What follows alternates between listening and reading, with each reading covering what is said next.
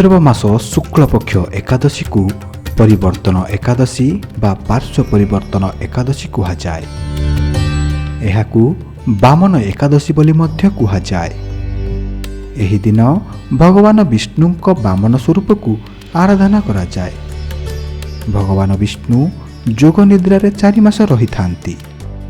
एही दिन रे से पार्श्व परिवर्तन करिथांती। तेणु एहाकू मध्य पार्श्व परिवर्तन एकादशी बोली कुहाଯାଏ। पूजा समय रे एकादशी व्रत कथा सुनिबा द्वारा पुण्य फल प्राप्त होइथाए। व्रत कथा अनुसार राजा बलिंक गर्भ को चूर्ण करने आजिर दिन में भगवान बामन बलि को 3 पाद भूमि मागी तांकु पाताल को चापी देइथिले।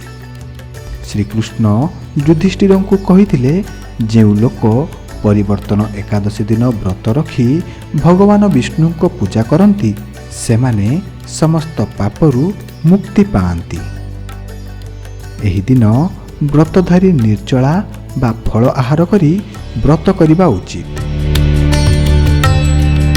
एहा द्वारा विष्णु लोक प्राप्त होइथाए।